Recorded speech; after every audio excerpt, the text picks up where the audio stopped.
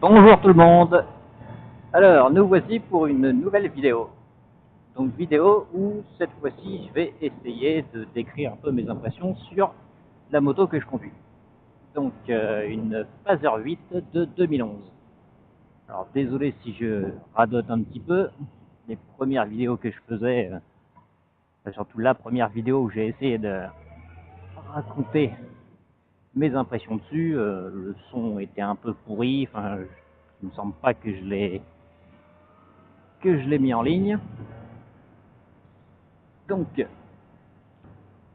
je voulais prendre une MT-09 Tracer ou une Triumph Tiger. Et puis, les finances n'ont pas réellement suivi. Alors, j'ai essayé de chercher une moto avec laquelle je pourrais faire pas mal de routes. Et celle-là, pour le prix qu'elle était, faisait l'affaire vu qu'elle avait déjà presque 50 000 km. Là, ça fait 3 mois que je l'ai maintenant. J'ai déjà fait 5 000 km, 5-6 000. J'ai déjà fait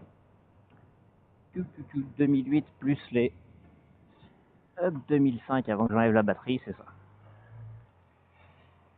Hop.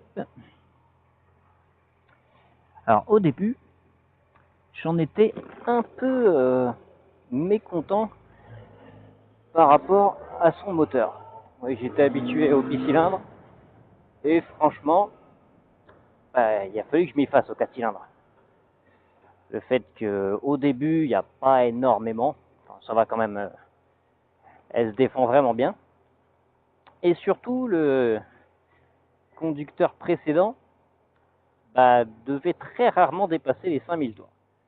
Et la magie du montage fait que je peux reprendre une conversation là où je ne l'avais pas laissée.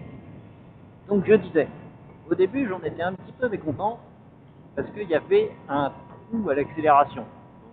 Plus qu'un trou, c'était limite une crevasse. Donc arrivé à 5000 tours en gros, ça me donnait l'impression que j'avais mis un limitateur de vitesse. Donc hop, je tournais la poignée à peu près un quart, un tiers, parce qu'elle a quand même pas mal de couple pour un 4 cylindres évidemment. J'aurais pu en avoir plus avec un bi, mais voilà, c'est un 4.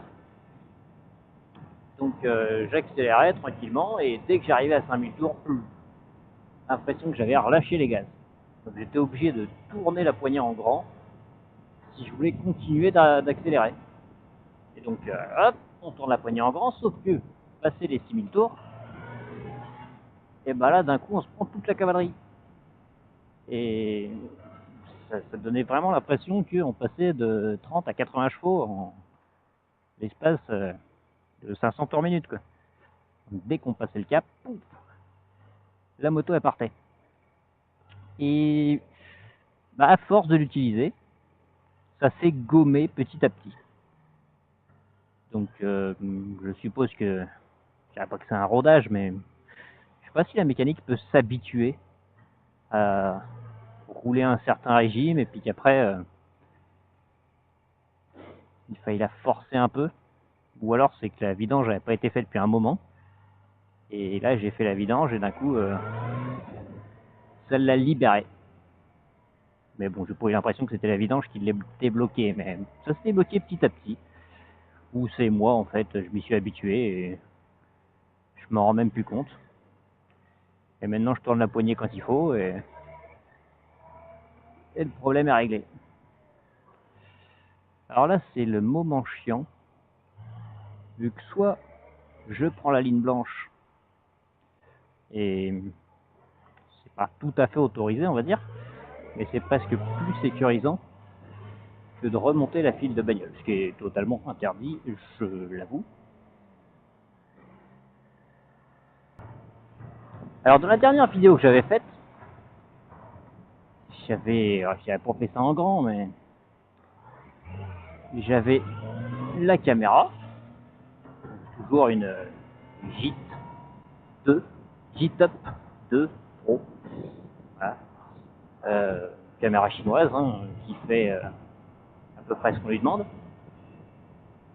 Et j'ai été aussi équipé donc de mon casque Bluetooth Oui, désolé si je ne sais pas prononcer le Bluetooth.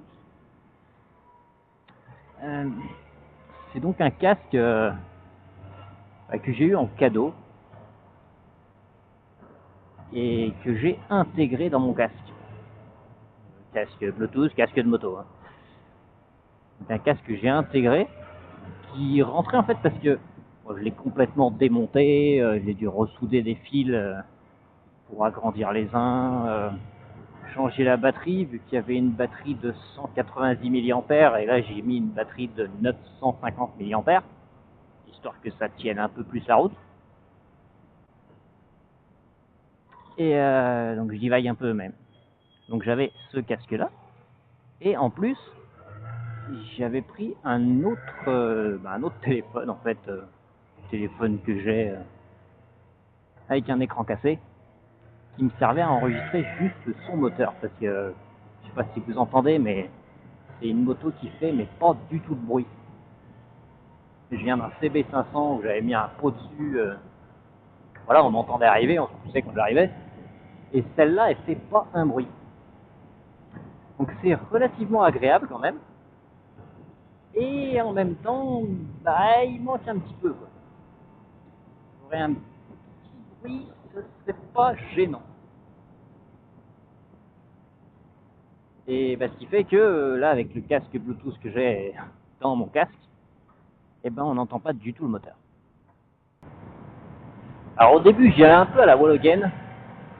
Je peux te dire, j'ai essayé, bah, j'ai mis le casque en fait. Au début, c'était plus pour avoir le GPS sur la moto, pas du tout pour filmer, faire de vlog ou quoi que ce soit.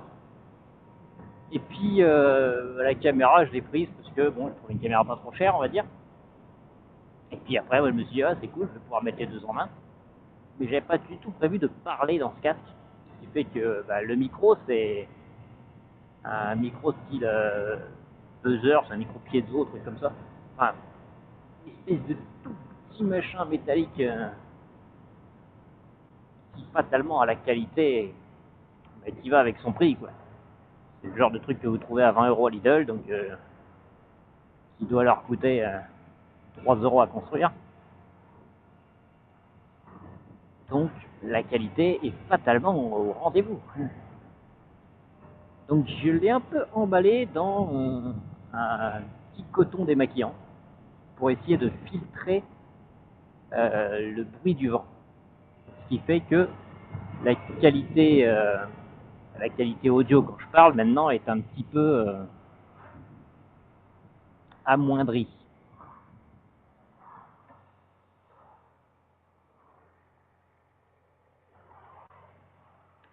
Mais bon, on verra si j'investis un jour ou pas hein, dans un nouveau micro. Pour l'instant, je fais surtout ça pour m'amuser.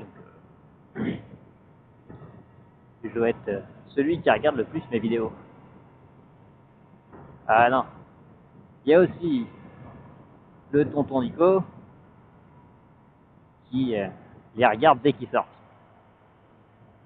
Donc, petite dédicace encore une fois.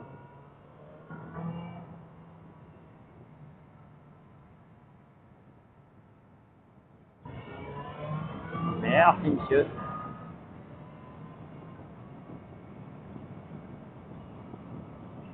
Bon bah on rentre sur l'autoroute, à mon avis vous n'entendrez plus rien, donc à la prochaine.